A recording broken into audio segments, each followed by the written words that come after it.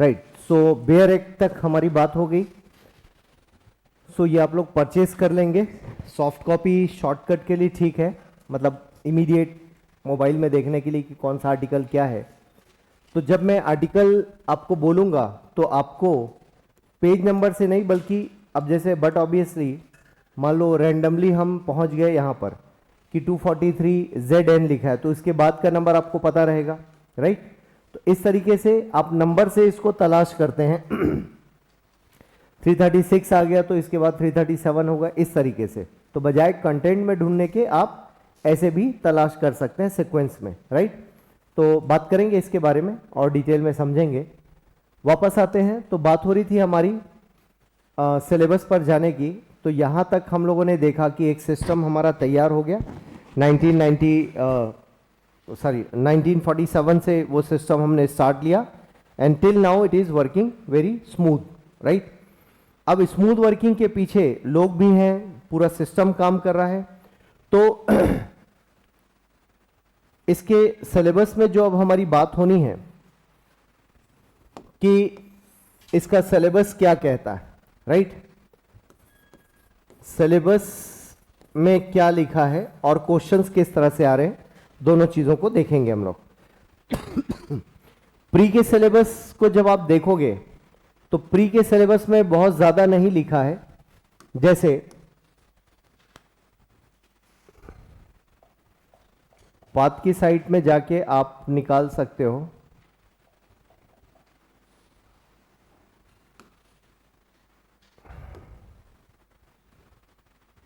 Study material में जाना है and then you will find syllabus UPSC prelims, और ये सिलेबस है। तो यहां आप देखोगे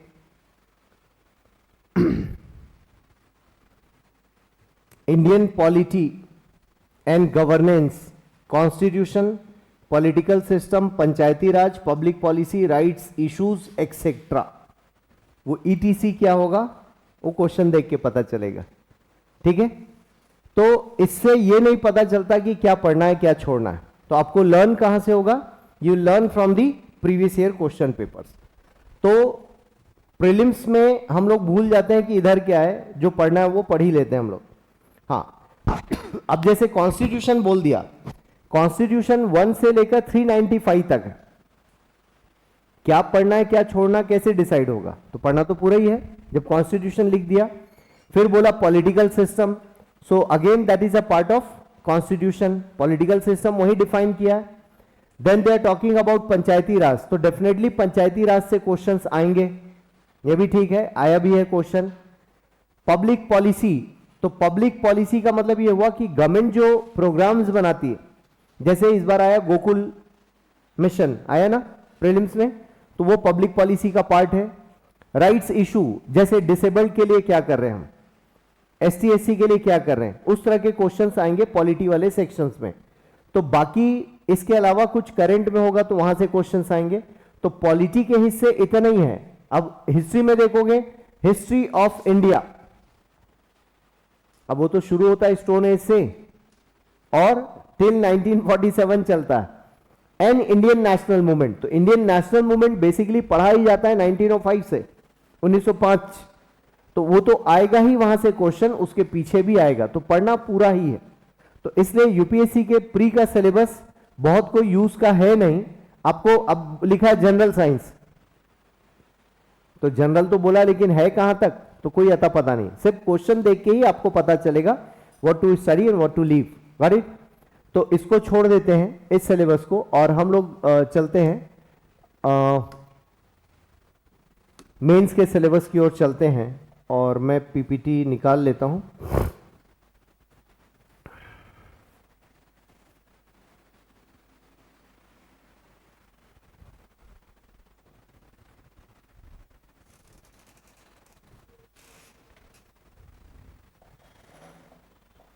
सोसाइटी वाले पीपीटीज आपको मिल गए हैं या देखा ही नहीं है? सी वो क्वेश्चन के साथ है एक और पीपीटी, ये विदाउट क्वेश्चन से। तो पहले इसको देखते हैं कि सिलेबस में इन्होंने बोला क्या है।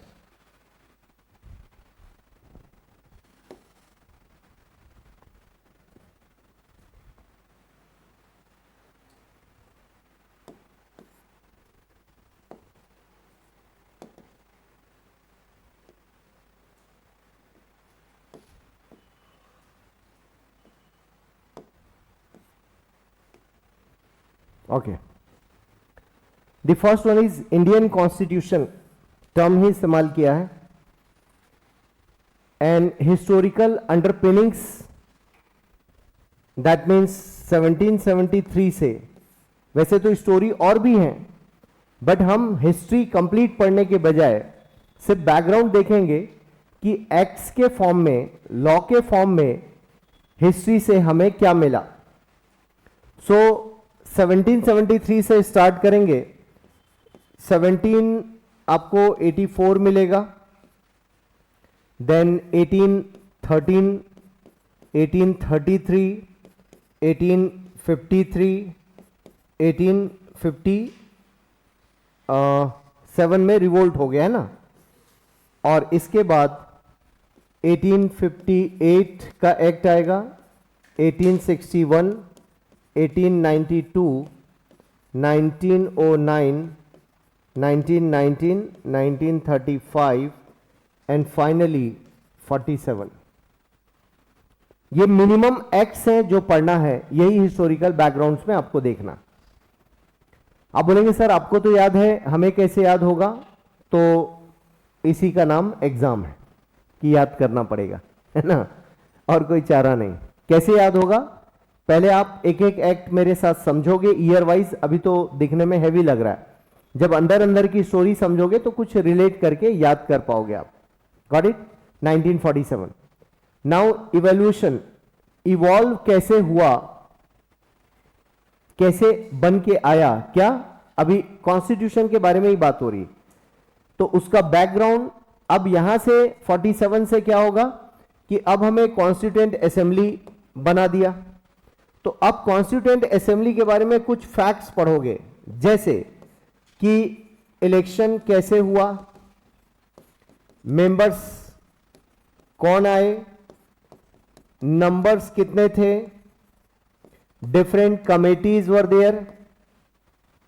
तो कॉन्स्टिट्यूएंट असेंबली के बारे में ही कम से कम एक चैप्टर पूरा लिखा गया, और यहां से ज्यादातर क्वेश्चंस प्रीलिम्स में भी आते हैं, बट मेंस में भी आ सकता है।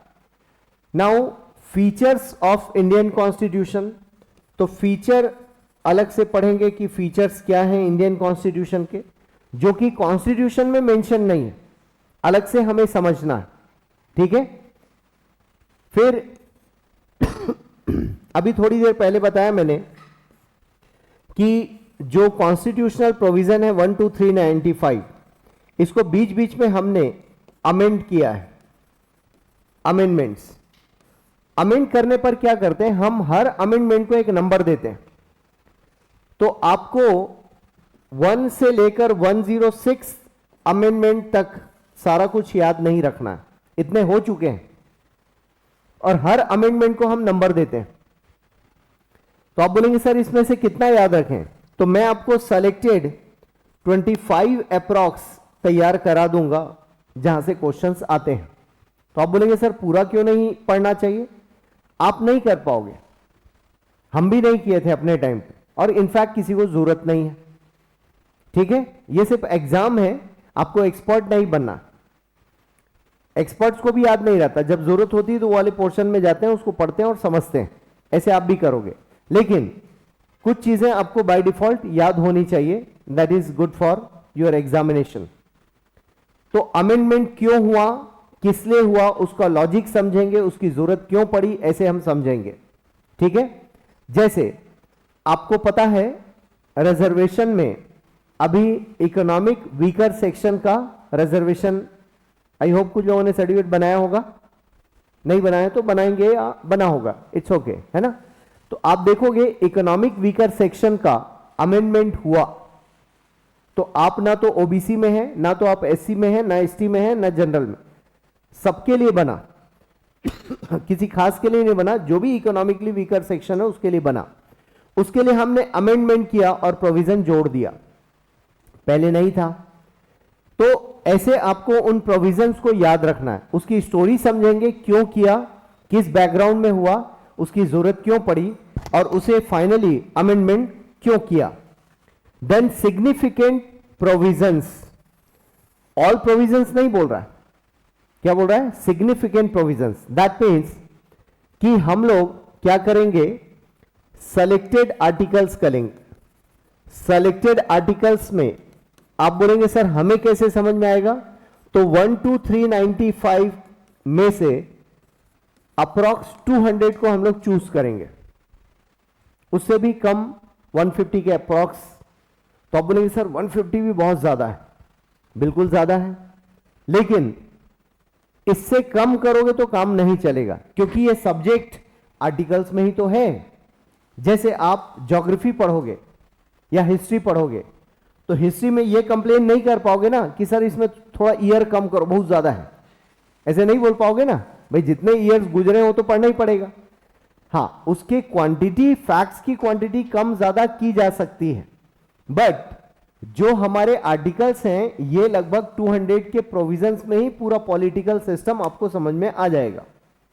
ठीक है, जैसे जुडिशरी का अपॉइंटमेंट 124 पढ़ना, अब हाई कोर्ट का अपॉइंटमेंट 214 में पढ़ना है। तो आपको याद करने के लिए वो टेक्निक डेवलप करें, 124 एंड 214, ऐसे कुछ ट्रिक लगानी पड़ेगी तो आपको याद रहेगा। अच्छा, इधर सुप्रीम कोर्ट, इधर हाई कोर्ट, क्योंकि सुप्रीम कोर्ट बड़ा होता है, हाई कोर्ट उसके नीचे होता है। तो ऐसे कुछ ट्रिक्स से याद करोगे आप, और कई बार पढ़ने के बाद वो फैक्ट्स आपको याद हो जाएंगे, आर्टिकल्स आपको याद होने शुरू हो जाएंगे, राइट। अब केवल आर्टिकल का नंबर रटने से कुछ नहीं होगा, अंदर के जो प्रोविजन है वो यूपीएससी पूछती है। बट आप बोलेंगे सर मान लो मुझे नंबर याद नहीं बट प्रोविजन याद है, तो काम चल जाएगा, बिल्कुल चलेगा, बट सेफर साइड के लिए नंबर भी याद रखना है हमें। Is it clear? जैसे अभी मैंने बोला आर्टिकल 124 में सुप्रीम कोर्ट है, तो आपको सुप्रीम कोर्ट तो याद था, सुप्रीम कोर्ट का पूरा डिटेल याद था। आप बोलेंगे सर नंबर याद नहीं मुझे, इट्स ओके।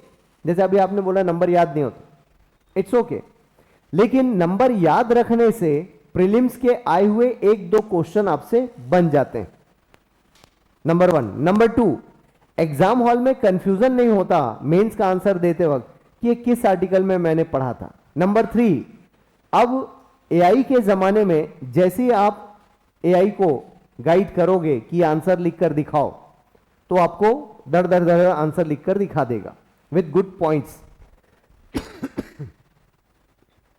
मान लो वो पॉइंट्स आप में से किसी एक को याद रह गए जो एआई ने आंसर लिख कर दिया, और आपने एज इट इज वही उतार के मतलब लिख कर आ गए एग्जाम हॉल में, तो आपको नंबर अच्छे मिलने के चांसेस हैं। ऐसा क्यों? क्योंकि एआई ज्यादा फैक्ट्स एंड फिगर्स इनकलकेट करता है अपने आंसर्स में। जितना मैं भी नहीं सोच पाऊंगा, जितना ह्यूमनली कोई नहीं सोच पाएगा, वो मशीन ही कर सकता है, क्योंकि वो 50 लाख पेजेस से सर्च करता है और बेस्ट लिखकर दे देता है। वो उसको जैसा फीड करते हैं वैसा वो आंसर लिखकर देता। Got it? तो अभी क्या होगा आने वाले दिनों में कि कुछ बच्चे होंगे जो एआई के सपोर्ट में आंसर तैयार करेंगे और उसी को रट्टा लगा लेंगे कि इसने जो आंसर दिया यही मुझे लिख के आना है, और आप देखोगे वो सक्सेस भी हो जाएंगे। बट उनकी सक्सेस के पीछे वो एआई का आंसर नहीं होगा, उनके सक्सेस के पीछे ओवरऑल प्रिपरेशन है। उसमें से 2-4 चीजें आप एआई से कॉपी कर सकते हो कि एआई से पूछूं इसका आंसर क्या है, तो देखें जरा एआई क्या आंसर देता है। तो आपको क्या मिल गया? एक मॉडल आधार। लेकिन एआई को शब्दों को चुराना नहीं, क्योंकि उसके शब्द बड़े रिफाइंड हैं, उसके लिए जो बेस्ट वर्ड है वो चूज करता है, और आप अपने देसी स्टाइल में लिखोगे तो देसी स्टाइल ही आपका आंसर है। आप उसको रट के लिखोगे तो एग्जामिनर पहचान जाएगा कि एआई को कॉपी किया है, और हो सकता है वो नाराजगी में नंबर काट भी दे। आप पॉइंट्स देख सकते हो कि ये फैक्ट्स क्या क्या इंक्लूड कर रहा है, तो अपनी पढ़ाई में एआई को आप धीरे से शामिल कर सकते हो कि मान लो ये आंसर लिखता तो क्या लिखता। तो आप ये तो कर ही सकते हो ना कि अगली बार मुझे भी याद रखना है, मुझे भी सर्च करके रखना है। तो इतने फैक्ट्स हैं। कल हमारा एआई मैंने बताया था कि पाथ का एआई की तैयारी चल रही है, तो हमारे जो यूएस के डेवलपर हैं उनके साथ कल रात में करीब 11:30 बजे रात में बातचीत चल रही थी। तो इसी बात पर डिस्कशन हो रहा था। हमें डिस्कस करना होता है बहुत सारी चीज़ें, है ना। मतलब मैं सॉफ्टवेयर डेवलपर नहीं हूँ, लेकिन वो लोग काम कैसे करते हैं उसका थोड़ा आइडिया। तो हम काफ़ी बहुत देर तक डिस्कशन में लगे रहे कि क्या बच्चे को इतना याद होगा, नहीं होगा, फ्यूचर में इसकी ज़रूरत है, नहीं। बहुत हम घंटे 2 घंटे तक एक ही पॉइंट पर डिस्कशन करते हैं, एवरी नाइट ऐसा होता है हमारा। तो उस पर डिस्कशन हुआ, मैंने अपना पॉइंट रखा कि एआई से मान लो कोई बच्चा एआई बेस्ड आंसर लिख रहा है तो उसको क्या यूपीएससी मार्क्स देगी? देगी, क्योंकि मान लो फैक्ट्स याद हैं उसको, उन्हें उसने फैक्ट्स का सपोर्ट ले लिया तो आपका आंसर बाकी से यूनिक दिख रहा है क्योंकि आपने फैक्ट्स ले रखा, और मैंने जनरल लिखा है तो मुझे कम नंबर मिलेंगे। आपने प्रॉपर रेफरेंस दे रखा फैक्ट्स का, and this answer style is called bureaucratic answer.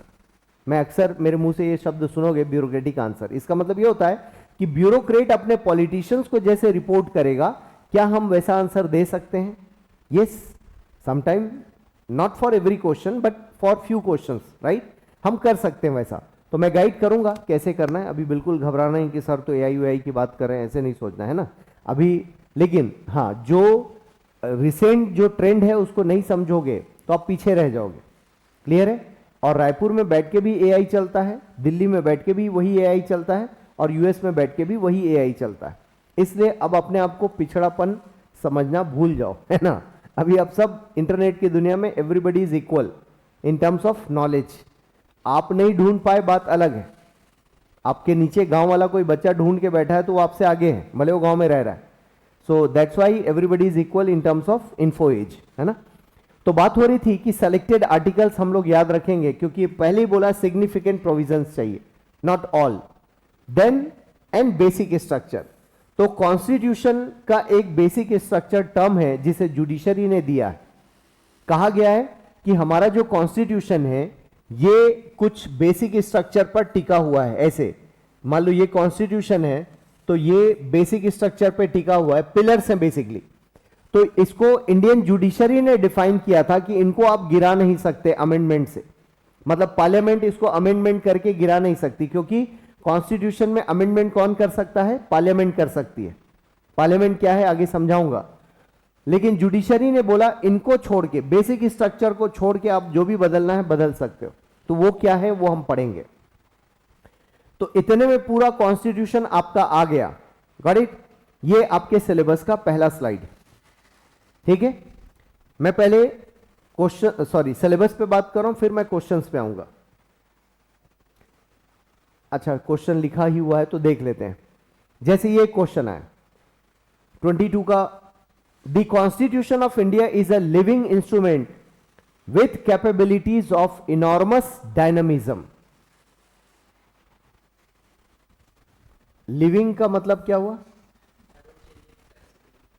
जिंदा है फिलहाल। एंड लिविंग जैसे ही बोलते हैं तो जो भी लिविंग ऑर्गेनिज्म है उनमें चेंजेस भी आएंगे। क्लियर है?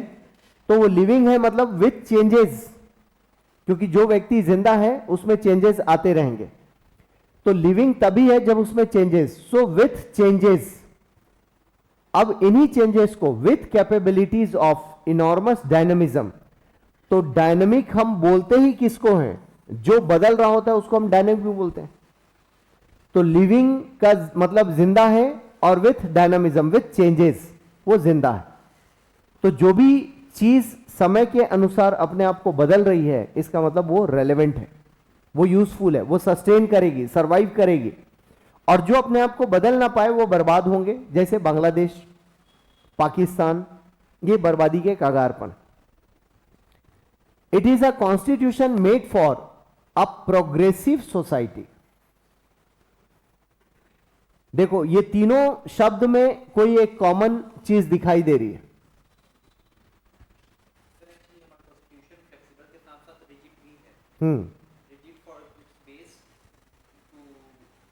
अभी यहां पे बताओ, यहां पे आओ, मैं जो इन तीनों में कुछ कॉमन ढूंढना चाह रहा हूं वो बताओ।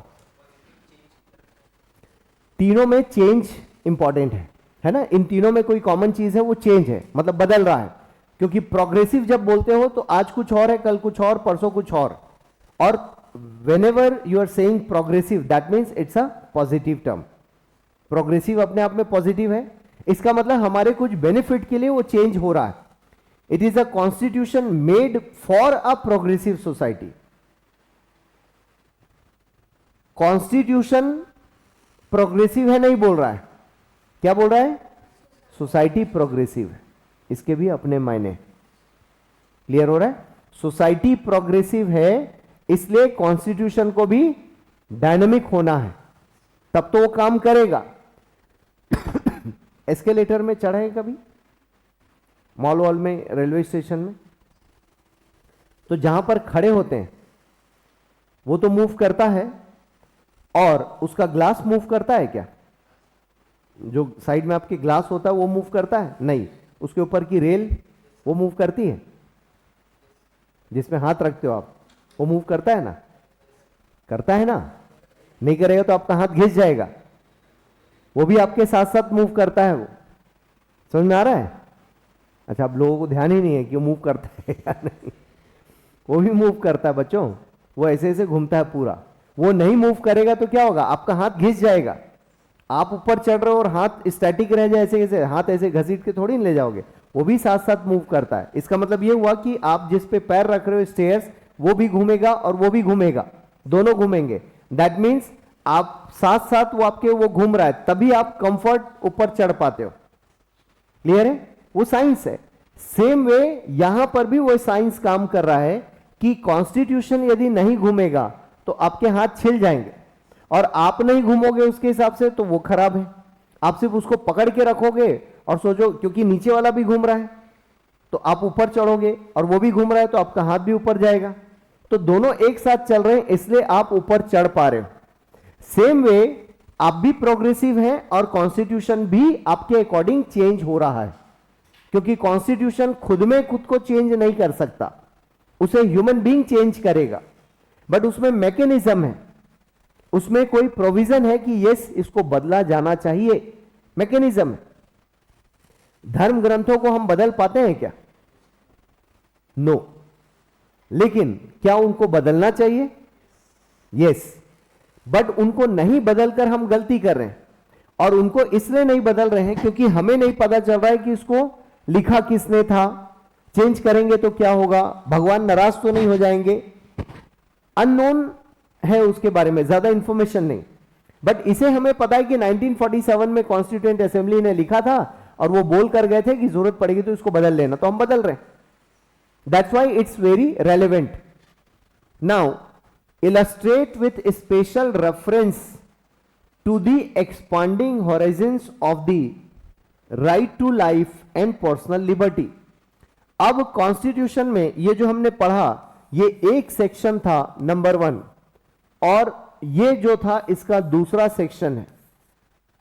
तो क्वेश्चन यहां नहीं छुपा है, क्वेश्चन नंबर 2 में छुपा है, इसको टेल क्वेश्चन बोलते। ऊपर का स्टेटमेंट है, नीचे वाला एक्चुअल क्वेश्चन है, लेकिन ऊपर से उसने माहौल बना दिया कि आपको लिखना क्या है,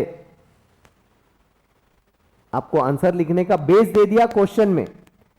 है ये क्वेश्चन कॉन्स्टिट्यूशन का ही। आप देखोगे यहां क्या लिखा है, अमेंडमेंट्स। ठीक है, अब ये जो अमेंडमेंट्स हैं, इसी पर क्वेश्चन कैसे आ रहा है, तो ऐसे आ रहा है क्वेश्चन। अब इसने कहीं नहीं बोला कि भाई साहब नंबर 2 या 106 अमेंडमेंट के बारे में लिखे, कहां लिखा है, बोला ही नहीं। बट सीजीपीएससी में सवाल आएगा तो कैसा आएगा, amendment 106, explain amendment number 106, that's it, खत्म। ये सीजीपीएससी या स्टेट सर्विस का क्वेश्चन होता है। यूपीएससी नंबर ही नहीं दे रही है, और उसने क्या बोला, illustrate with special reference. Illustrate किसको करना है, ऊपर जो 2 लाइन में है उसको इलस्ट्रेट करो, एक्सप्लेन करो, with special reference to the expanding horizons of the. अब यहां पर यह कॉन्स्टिट्यूशन का प्रोविजन है, right to life and personal liberty is a part of article 21, और मैंने बताया था इसको कॉन्स्टिट्यूशन में सिर्फ एक लाइन में लिखा गया है, इसका एक्सप्लेनेशन इतना सारा है। क्लियर है? और ये एक्सप्लेनेशन किसने किया है, जुडिशरी ने किया। तो अब जुडिशरी ने जब उसको बढ़ा दिया है, तो हमें इन 2 लाइन से क्या अर्थ निकालना है कि हमारी सोसाइटी प्रोग्रेसिव सोसाइटी है। क्लियर है? तो प्रोग्रेसिव है वो कैसे प्रूव हो रहा है, क्योंकि कॉन्स्टिट्यूशन ने बोला है राइट टू लाइफ, कॉन्स्टिट्यूशन ने बोला है। जुडिशरी ने कैसे एक्सप्लेन किया, जुडिशरी ने बोला कि जेंडर सर्टिफिकेट में न्यूट्रल करो। अभी बताया मैंने, आज की न्यूज है, वो भी आर्टिकल 21 का पार्ट है, because they have their own life, they have their own body, they have their own choices, और खुद से नहीं बनाया, भगवान ने उनको या नेचर ने उनकी बॉडी को वैसा बनाया। तो आप थोप नहीं सकते कि भाई साहब दो ही जेंडर हैं दुनिया में, मेल फीमेल, इन दोनों में से एक होना पड़ेगा। उसने कहा हम दोनों नहीं, नेचर का दिया हुआ हम तीसरे जेंडर हैं, नाम दो हमें, तो नाम दिया। मान लो सोसाइटी बोल देती कि no, rule is rule, male और फीमेल, दैट्स इट, तो मामला तो फंस गया। ये तो पहले करके दिया ना, क्योंकि जिन लोगों ने उनको सर्टिफिकेट बना कर दिया, उन्होंने एक को मेल बता दिया और एक को फीमेल बता दिया, और वो कह रहे हैं भाई साहब हम थर्ड जेंडर हैं, हम दोनों का कोई जेंडर नहीं। तो क्या है, जुडिशरी को प्रोग्रेसिव होना। यदि आप प्रोग्रेसिव नहीं हो, समय के साथ नहीं बदलोगे, तो आप सड़े हुए पानी की तरह बदबू करोगे। क्लियर है? और उसको सपोर्ट कौन कर रहा है? लिविंग डॉक्यूमेंट, डायनामिज्म उसका फीचर है, डॉक्यूमेंट लिविंग है, और किसके लिए काम करना है? प्रोग्रेसिव सोसाइटी के लिए काम करना है। और ये प्रोग्रेसिव सोसाइटी कौन है? ये जुडिशरी डिसाइड कर रही है कि आपको बदलना है समय के हिसाब से। राइट टू लाइफ का जो शुरू में एक्सप्लेनेशन आया था, उसमें दो बड़े एक्सप्लेनेशन आए। तब उन्होंने कहा था कि उसको लिमिटेड वर्जन में देखा था, मैं समझाऊंगा, अभी डिटेल नहीं जा रहा हूं। बाद में जुडिशरी ने जब फैसला सुनाया तो बोला नो, इसका तो डिटेल वर्जन है। तो दो केसेस आए हैं आर्टिकल 21 में। पहले वाले केस में बोला नो, इसको लिमिटेड करके देखो, छोटा आर्टिकल है, ज्यादा बड़ा मत सोचो। लेकिन बाद के केस में जुडिशरी ने कहा यह बहुत बड़ा आर्टिकल है, इसका डिटेल एक्सप्लेनेशन है। तो जो डिटेल दिया उसी को साबित करना है कि यह प्रोग्रेसिव सोसाइटी के लिए बना था और इसके डायनामिज्म को हमें संभालना है। That's why it's a living document. और अब उसे और इंटरप्रेट करके और बड़ा किया जा रहा है आर्टिकल 21 को। समझ पा रहे हैं?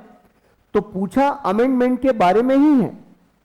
रिसेंट में कोई न्यूज हाईलाइटेड है, इस वजह से इन्होंने पूछा होगा, 22 का क्वेश्चन है। लेकिन इन्होंने पूरे बैकग्राउंड से ले लिया और आर्टिकल 21 में जो अमेंडमेंट्स हुए, दो बड़े अमेंडमेंट्स हुए। एक में बोला गया कि इसके जितना बोला गया उतने में लिख कर देखो, लेकिन अगला जज आया, उसने बड़े एंगल के साथ देखा, उसको कहा नो नो, ये तो बहुत बड़ा आर्टिकल है। तो हमें इन दोनों केसेस को समझाना है आंसर में। Is it clear? और यह बताना है कि ये लिविंग डॉक्यूमेंट कैसे है, यह भी समझाओगे लिखते वक्त। और यह बताओगे इसका डायनामिज्म क्यों है, क्योंकि डायनामिज्म कोई डिसाइड किया कि यह डायनामिक होना चाहिए, और वो डिसाइड करने वाली बॉडी कौन है? जुडिशरी, न्यायपालिका है, उनके पास ये पावर है। पार्लियामेंट के पास भी पावर है, लेकिन पार्लियामेंट जब अमेंड करती है तो वो पावर दिखाती है, और जुडिशरी जब इंटरप्रेट करती है तो वो पावर दिखाती है। क्लियर है?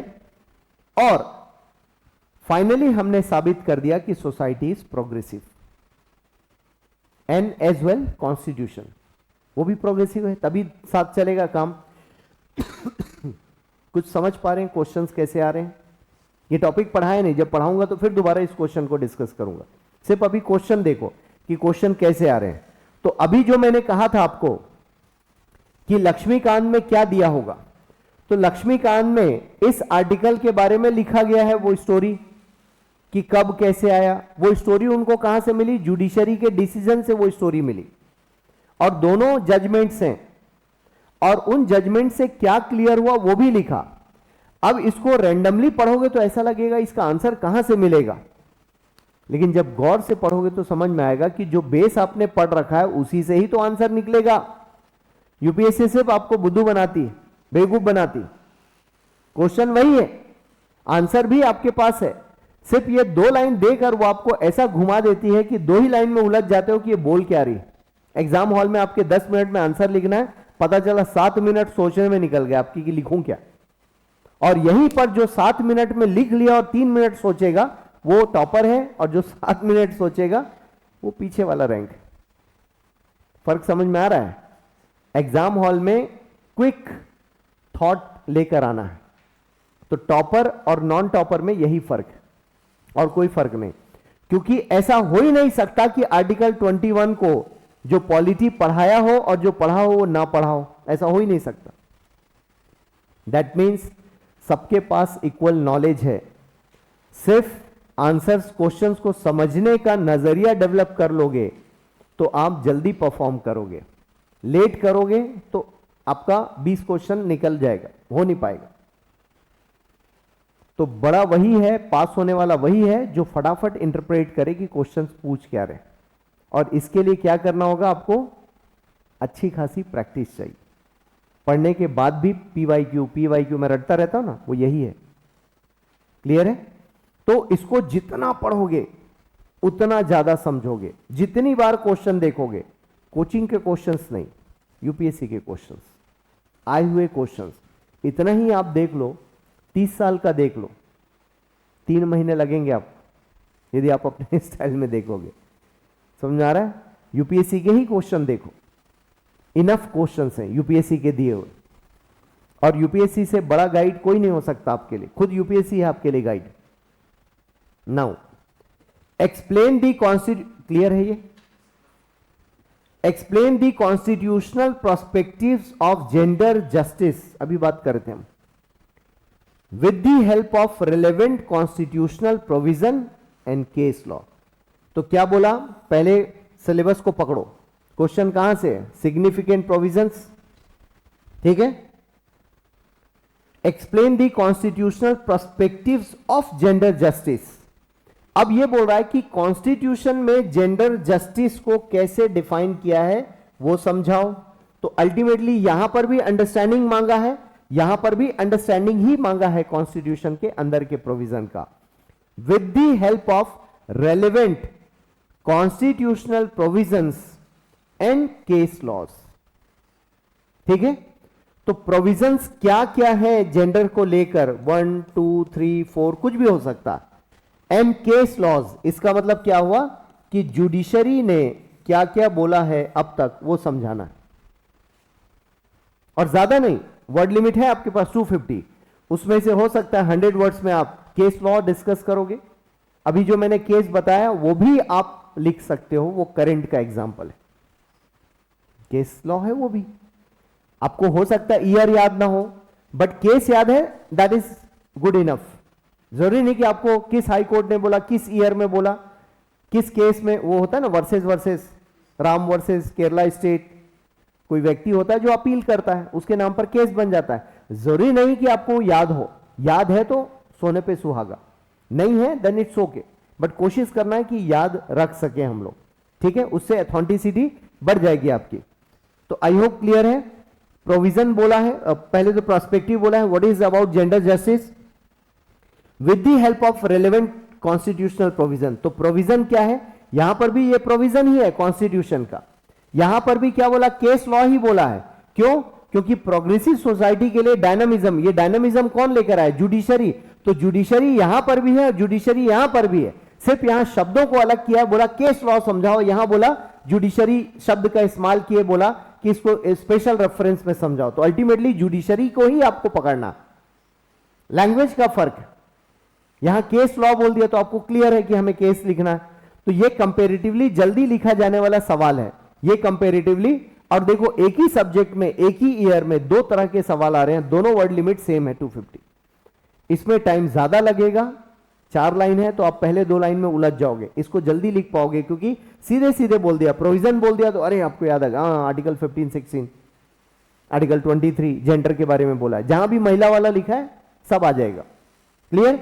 और केस लॉ बोला तो आपको फट फट फट याद हो जाए कि हाँ यहां से हमको याद रखना, कुछ पल्ले पड़ रहा है।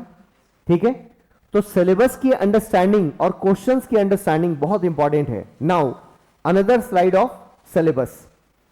अब बोलता है functions and responsibilities of the union.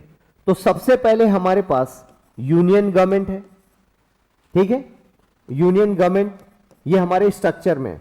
फिर हमारे पास स्टेट गवर्नमेंट है, फिर हमारे पास लोकल गवर्नमेंट है। लोकल में भी हमारे पास 2 टाइप्स हैं, एक urban local bodies and rural local bodies, Panchayati Raj and municipality. Clear? उनको लोकल गवर्नमेंट बोलते हैं, state government, union government. Responsibilities of the union and the states, दोनों का बोला है कि इनका function plus responsibility, function plus responsibility, इसको भी फंक्शन प्लस रिस्पॉन्सिबिलिटी लिख देते हैं, अभी बोला नहीं फिर भी लिख लेते हैं। Issues and challenges pertaining to the federal structure, devolution of powers and finances up to local levels and challenges therein. तो लोकल लेवल बोल दिया ना, तो लोकल को भी पढ़ना है आपको. तो शब्दों को देखो, क्या बोला? इश्यूज.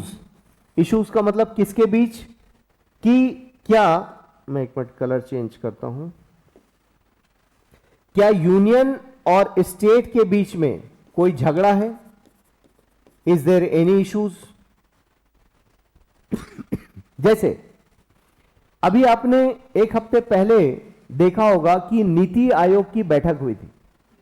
उसमें सारे स्टेट्स के गए थे, सीएम गए थे, पीएम तो थे ही, सभी लोग अलग अलग अपनी अपनी बात रख रहे थे. अब बात रखते वक्त क्या है कि मान लो यहां प्रधानमंत्री हैं, अब प्रधानमंत्री से छत्तीसगढ़ के सीएम मिले तो इनका मेन पॉइंट चल रहा है कि भैया नक्सलिज्म का क्या हो रहा है, क्योंकि हमारे स्टेट में वही बड़ा इशू है. ठीक है. अब पंजाब वाला मिला तो पंजाब वाले सीएम बोल रहे हैं कि हमारे यहां टेररिज्म की प्रॉब्लम है, ड्रग्स की प्रॉब्लम है, वही मेन इशू है उनके यहां पर. फिर जम्मू वाला मिला तो जम्मू वाले की अलग समस्या है, हम सभी जानते हैं जम्मू में भी सेम टेररिज्म की प्रॉब्लम है. क्लियर है. तमिलनाडु वाला मिल रहा है तो वो बोल रहा है साहब इंडस्ट्री और कैसे मंगाएं, बाहर से कैसे लाना है इंडस्ट्री. हिमाचल वाला मिल रहा है तो हिमाचल वाला बोल रहा है कि भाई साहब हमारे यहां बहुत लैंडस्लाइड हो रहा है, लोग मारे जा रहे हैं, नदी वदी तूफान में है सब. उनका आए दिन का वही रोना है. बारिश हुई और उत्तराखंड हिमाचल दोनों का यही. आप देखोगे हर स्टेट के यूनिक कुछ प्रॉब्लम्स हैं एंड इश्यूज ऑल्सो. जब इश्यूज बोलते हैं इसका मतलब है कि दो लोगों के बीच कुछ प्रॉब्लम है. तो यूनियन और स्टेट के बीच कुछ अपने पॉलिटिकल चैलेंजेस हो सकते हैं और कुछ वाकई जेन्युइन प्रॉब्लम हो सकती है कि हमारा स्टेट इस प्रॉब्लम से गुजर रहा है. तो एक तो वो आपको करंट अफेयर्स से पढ़ना है, कुछ चले आ रहे हैं वो हमको समझना है, कुछ स्टेट्स कुछ करंट से लेंगे. And challenges pertaining to the federal structure. तो फेडरल स्ट्रक्चर अभी कुछ देर पहले ही मैं समझा रहा था आपको कि हमारे देश ने क्या चुना, हमारे देश ने यूनियन टाइप चुना. क्लियर है. हमने स्ट्रक्चर जो चुना यूनियन चुना, और यूनियन में हमने बोला हम सब बराबर हैं. लेकिन जब आप अमेरिका से कंपेयर करोगे तो हमारे यहां स्टेट को यूनियन दबा सकता, अमेरिका में नहीं दबा सकते, वहां स्टेट पावरफुल है, हमारे यहां स्टेट पावरफुल नहीं. क्लियर है. हमारे यहां यूनियन पावरफुल है. तो challenges pertaining to the federal structure, जैसे एग्जांपल समझते हैं. अब हम लोग कह रहे हैं कि जीएसटी पे करना है. जैसे आप फीस दिए 100 रुपए, उसका 18 रुपए जमा होगा पोर्टल में, जीएसटी पोर्टल में जमा हो गया. ठीक है. अब 18 रुपए में से 9 रुपीज स्टेट को आना है और 9 रुपीज सेंटर रखेगी. लेकिन ये पैसा पहले किसके पास जाता है? सेंट्रल गवर्नमेंट के पास. क्लियर है. तो पहले उनके अकाउंट में डिपॉजिट हो जाता है 18 रुपीज. 9 रुपीज वो लोग बाद में भेजते हैं 2-4 महीने बाद. तो स्टेट कंप्लेन कर सकता है भाई साहब जीएसटी बहुत सारा आपके पास चला गया, वापस करो हमारा पैसा. टैक्स है, हमारे खर्चे हैं अपने, क्योंकि टैक्स से रोड बनती है, टैक्स से फैक्ट्रियां, ये वो दुनिया भर आपकी फैसिलिटीज. तो अब वो क्या बोल रहा है कि हमारा पैसा ही नहीं दे रहे हो. अब ये स्टेट मान लो कांग्रेस रूलिंग स्टेट है, तो कांग्रेस अलग रोना रो रही कि हम कांग्रेस है इसीलिए आप भेदभाव कर रहे हो और 2 पैसा नहीं दे रहे हो आप. समझ में आ रहा है. तो challenges pertaining to the federal structure, कि वो स्ट्रक्चर ही ऐसा है कि उसमें कुछ प्रॉब्लम्स होंगी जरूर. सेंट्रल स्टेट का झगड़ा पढ़ेंगे, इसमें सेंट्रल स्टेट रिलेशंस भी पढ़ेंगे, कुछ करेंट से और कुछ ट्रेडिशनल जो होंगे वो. Then devolution of powers. अब ये पावर किसने डिवॉल्व किया? कॉन्स्टिट्यूशन ने. क्लियर है. कॉन्स्टिट्यूशन ने इसको भी पावर दिया, इसको भी पावर दिया और इसको भी पावर दिया, लेकिन इनको इंडिपेंडेंट नहीं बनाया. They are dependent on the state government. State पैसा देगी, स्टेट पावर देगी, स्टेट फंक्शन देगी. Though all are written in the constitution even though they are dependent on state government. अब हमने पावर नहीं दिया तो भी प्रॉब्लम है, पावर ज्यादा दे दिया तो भी प्रॉब्लम है. अभी भी बहुत सारे पंचायती राज और अर्बन लोकल बॉडीज कंप्लेन करते हैं कि स्टेट गवर्नमेंट ने हमें प्रॉपर पावर नहीं दिया। बहुत सारे स्टेट्स में शिकायतें। And finances up to local levels and challenges there in. अब पैसा ही नहीं दे रहे हो तो काम कैसे करें? डेवलपमेंट कहां से आएगा? अर्बन एरियाज में फिर भी दुकानों के, प्रॉपर्टी के टैक्सेस काफी होते हैं, करोड़ में होते हैं। गांव में 1000 रुपए इकट्ठा हो जाए बहुत बड़ी बात है। तो 1000 रुपए में वो करेगा क्या आदमी? आ रहा समझ? पंचायत क्या कर लेगी? अब आप बोल रहे हो पंचायत को कि भाई साहब आप भी गवर्नमेंट हो, आप भी अपना काम करो। तो बोले हम क्या काम करें, बैठक के अलावा कुछ नहीं हमारे पास, रजिस्टर खरीदने के लिए पैसे नहीं। तो जब तक स्टेट गवर्नमेंट उनको फंड नहीं देगी वो मीटिंग भी ढंग से नहीं कर पाते, क्योंकि उनके पास अपनी कोई इनकम नहीं। कुछ गांव हैं, जैसे जिस गांव में फैक्ट्री है, किसी बड़ी कंपनी की फैक्ट्री है, तो उस गांव के पंचायत को वो पूरा रेवेन्यू देगी, किराया देगी उसका। तो उस पंचायत के पास बहुत पैसा है, वो चाहे तो जो भी डेवलपमेंट कर ले। तो कुछ गांव आपको बड़े रईस नजर आएंगे। क्यों? क्योंकि उनके आसपास ऐसा माहौल है, फैक्ट्री का या कुछ और कमर्शियल एक्टिविटीज होती होंगी। तो इसका मतलब यह हुआ कि पूरे स्ट्रक्चर के रिलेशंस पर हमें काम करना है। क्लियर है? क्वेश्चन क्या आया है?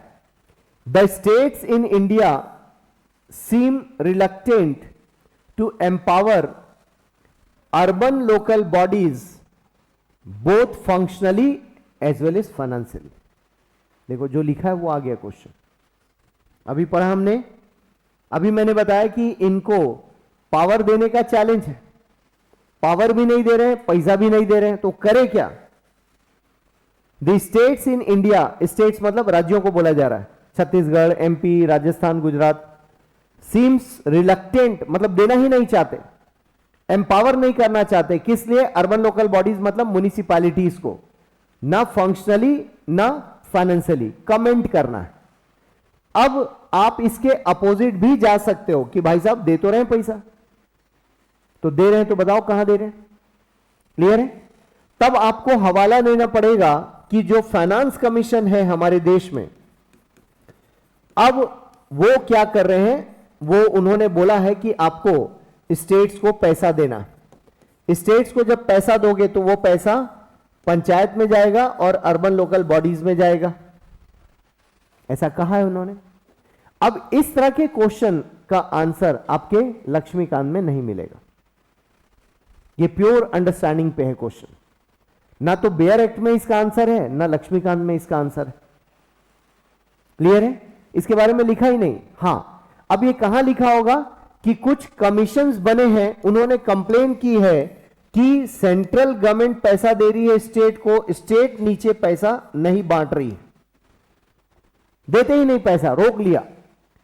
तब 12th फाइनेंस कमीशन ने कहा कि यह पैसा डायरेक्ट पंचायती राज को आना चाहिए, जो पैसा हम दे रहे हैं।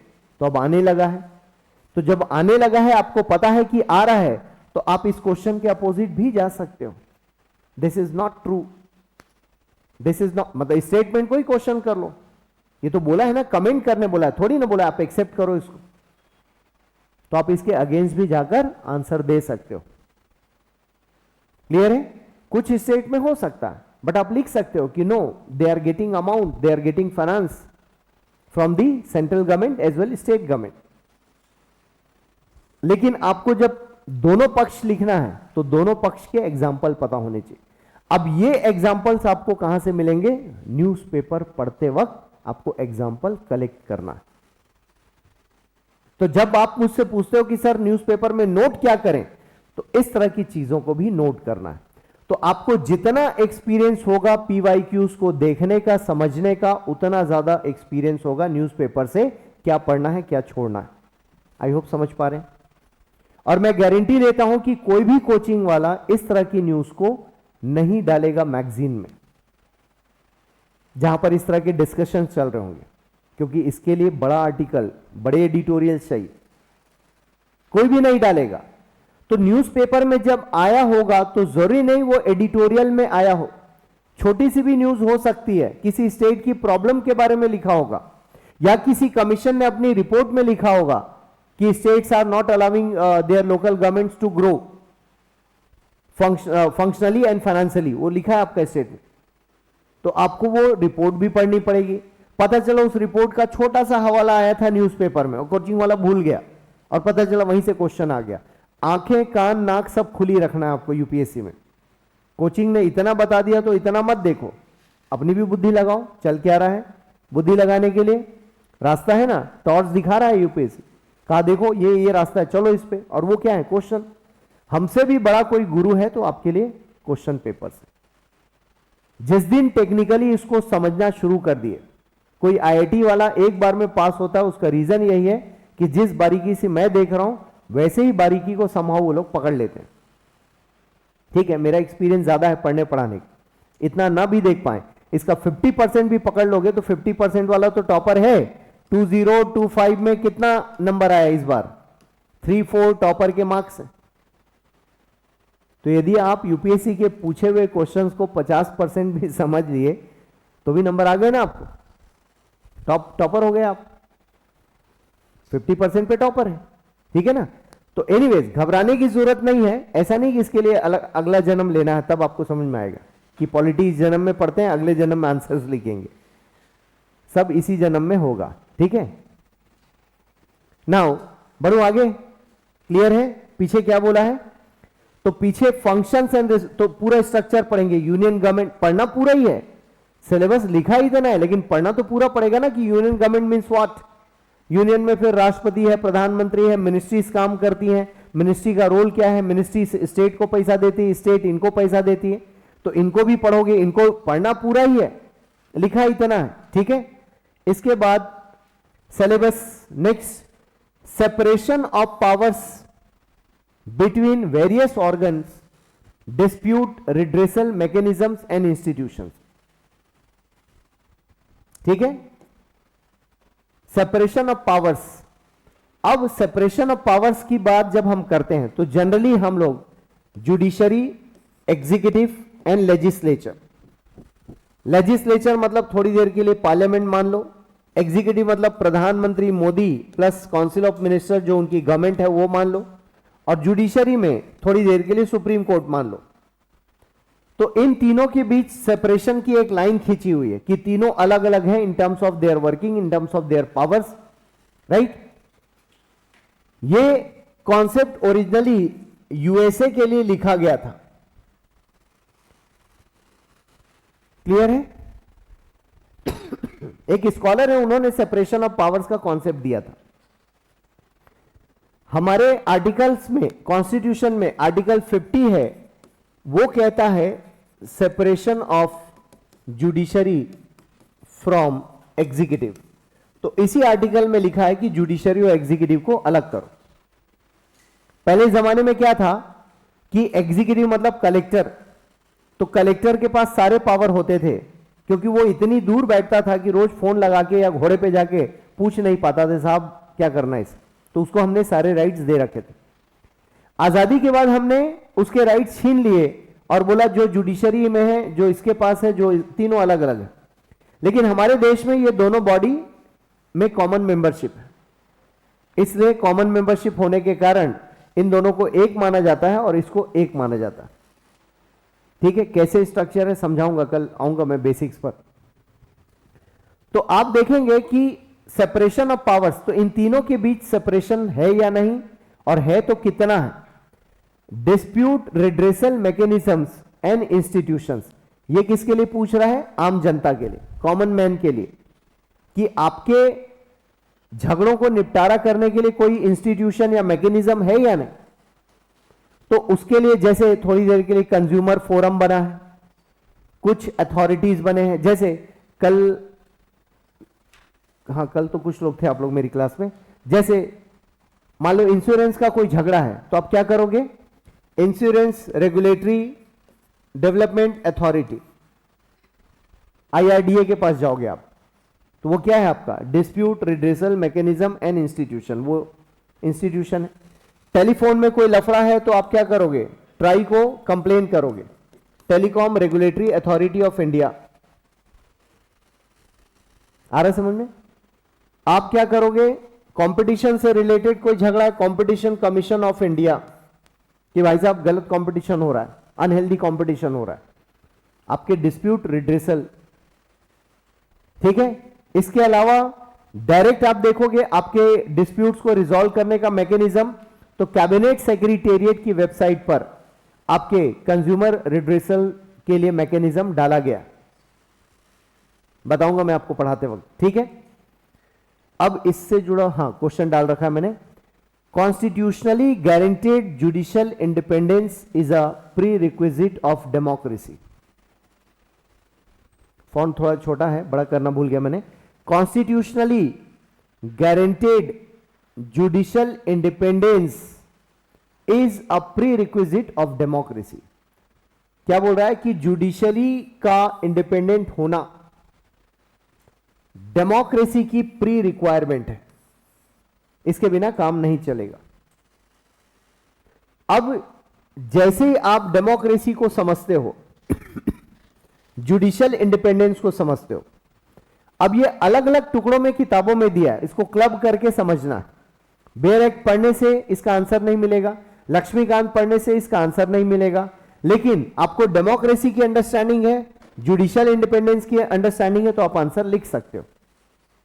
और यह काम टीचर का है समझाने का। Democracy is a combination of two word. Demo means what? Public, and cracy is a system. A system which is run by public, that system is called democracy. आप पढ़ते हो for the public, of the public, by the public, clear है? तो demo means public और उनसे मिलकर बना हुआ सिस्टम क्रेसी, डेमोक्रेसी। अब जब हम डेमोक्रेसी की बात करते हैं तो डेमोक्रेसी में पब्लिक से कोई सिस्टम ऑपरेट हो रहा है, तो साफ जाहिर है इसके लिए गवर्नमेंट रिस्पॉन्सिबल होती है। और जब गवर्नमेंट कहते हो तो government is made by the public, government को बनाने वाली पब्लिक है। तो जब आप गवर्नमेंट कहते हो तो आप एग्जीक्यूटिव बॉडी के बारे में बात कर रहे हो। जब आप लेजिस्लेचर कहते हो तो पार्लियामेंट के बारे में बात कर रहे हो। जब आप जुडिशरी कहते हो तो फिर कंप्लीट स्ट्रक्चर है।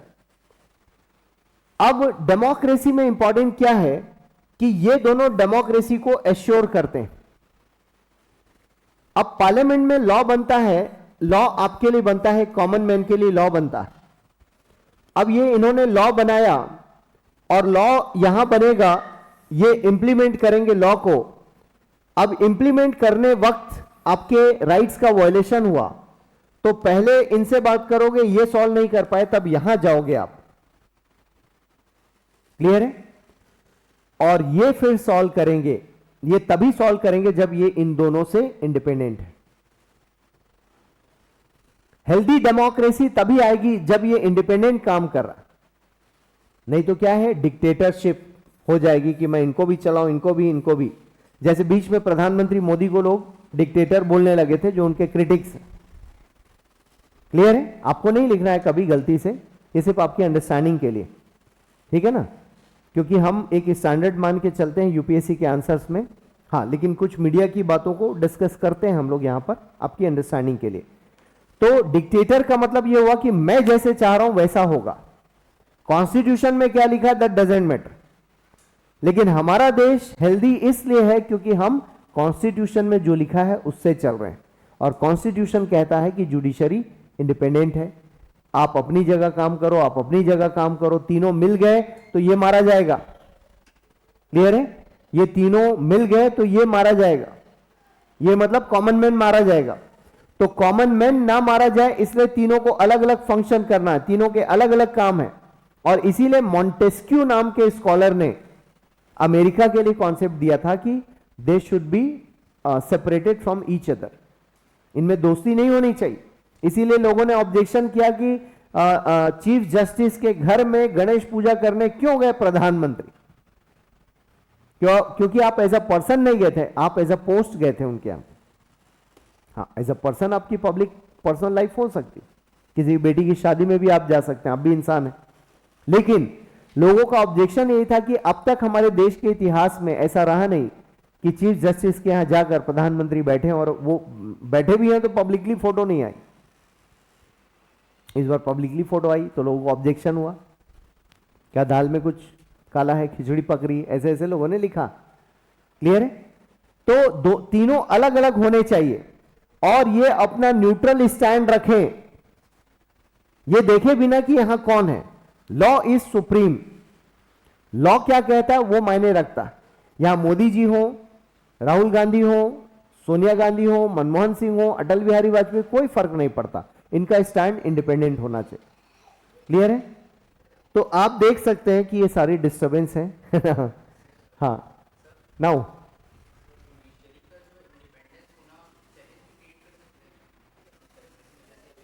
नहीं,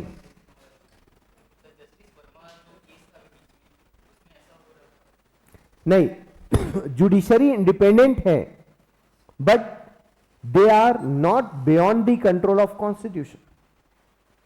क्लियर है? ये जो इंडिपेंडेंट शब्द है ये बहुत चालाकी भरा शब्द है।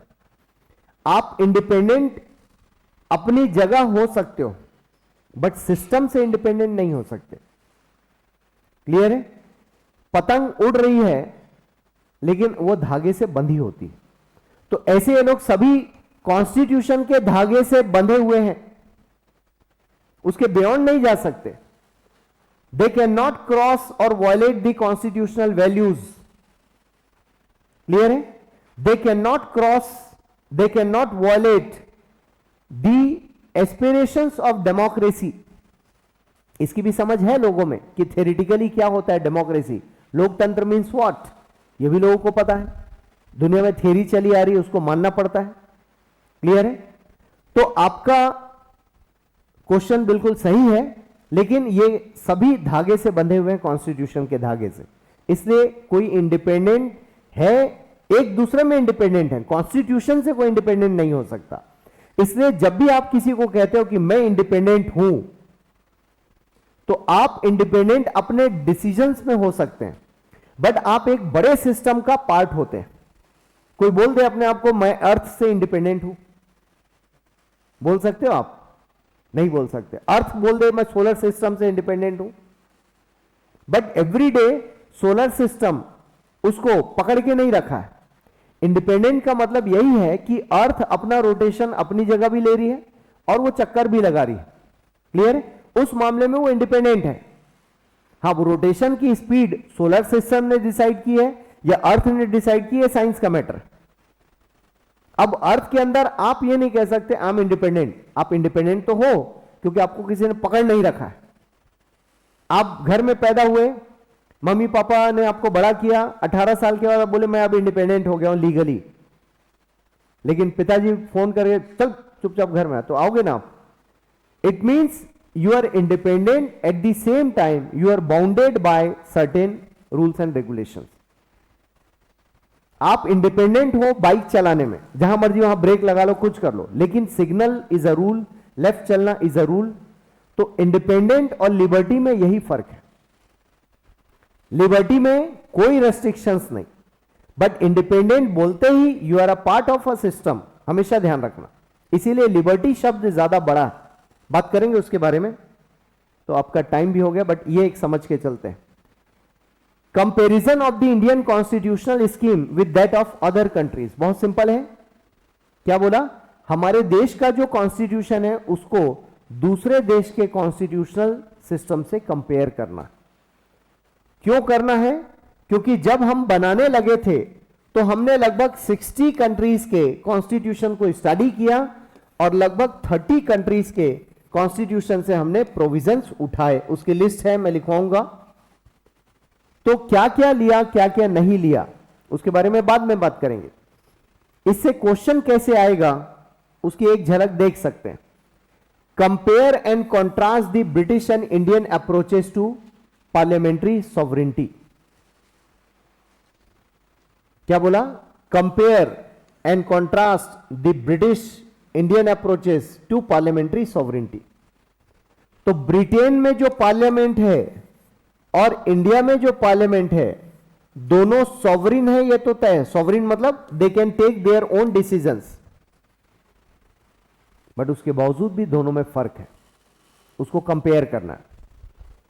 ब्रिटिश पार्लियामेंट के बारे में कहा जाता है कि ये दुनिया में पुरुष को महिला, महिला को पुरुष बनाने के अलावा दुनिया के सारे काम कर सकते हैं, ऐसा इनके बारे में कहा गया है। फेमस स्टेटमेंट, क्लियर है। इंडियन पार्लियामेंट में पार्लियामेंट सुप्रीम नहीं है, बट हमारे देश में कॉन्स्टिट्यूशन सुप्रीम है। इनके देश में एज सच रिटन कॉन्स्टिट्यूशन है ही नहीं। तो हमारे देश में कोई सुप्रीम है तो वो कॉन्स्टिट्यूशन सुप्रीम है, पार्लियामेंट उसके अंडर आता है। तो यहीं पर फर्क पैदा होगा दोनों सिस्टम को समझने में। ऐसा यूएस के साथ, जापान के साथ, फ्रांस के साथ, कुछ सेलेक्टेड कंट्रीज के साथ हमें पढ़ना, क्लियर है। तो यूपीएससी के जो पुराना सिलेबस था ऑप्शनल का, पब्लिक एडमिनिस्ट्रेशन, उसमें 4 कंट्रीज के साथ कंपैरिजन पढ़ाया जाता था। तो वही चीज यहां पर इन्होंने उठा लिया है। ये सारे क्वेश्चंस पब्लिक एड के पुराने पूछे हुए क्वेश्चंस, मेंस के, ऑप्शनल के, है ना, क्योंकि वहीं पर ये सब्जेक्ट पढ़ाए, मतलब ये टॉपिक हम लोग पढ़ते थे। अब इसको पॉलिटी में डाल दिया है, कंपेयर करने वाला। हालांकि थोड़ा बहुत कंपैरिजन चलता था, लेकिन ऑफिशियली क्वेश्चन आएगा ये आपके सिलेबस में डाल दिया गया, ठीक है। तो सिलेबस का ये वाला हिस्सा कल देखेंगे हम लोग, पार्लियामेंट स्ट्रक्चर, बहुत कुछ है आपके लिए, है ना, ये लास्ट हो जाएगा, कल देखते हैं हम लोग। यहां तक क्लियर है सभी को? पहले मैं समझा लूंगा, फिर ये पीपीटीज आपको मिलते जाएंगी, है ना। और सिलेबस आपके पास भी है, मैंने दिखाई दिया सिलेबस कहां पर लिखा है। पाथ की साइड में आप जाएंगे तो दोनों तरह के सिलेबस आपको मिल जाएंगे। यहां पर ये प्री का है, तो सेम वे आपको मेंस का भी मिल जाएगा। जैसे आप मेंस में क्लिक करोगे तो ये पूरा आपको मेंस का सिलेबस दिख जाएगा, ठीक है। पेपर 1, 2 और पेपर 3 इसी में पॉलिटी का है, तो यहां तक पॉलिटी का आपको सिलेबस मिलेगा, ठीक है। फिर इसी में गवर्नेंस है, जस्टिस है और आईआर का सिलेबस है। तो ये पूरा डाउनलोड करके अपने मोबाइल में आप रख सकते हो, क्लियर है। चलें कल मिलते हैं। तो बेयर एक्ट 1-2 दिन में खरीद लें, एकदम से जरूरत कल से ही नहीं है, लेकिन आप खरीद लोगे तो मुझे इजी होगा आपको समझाना, फिर आप उससे पढ़ना शुरू कर दोगे।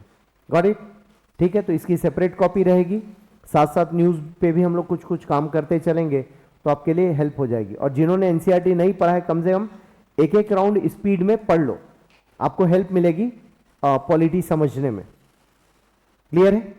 चलिए कल मिलते हैं, थैंक यू।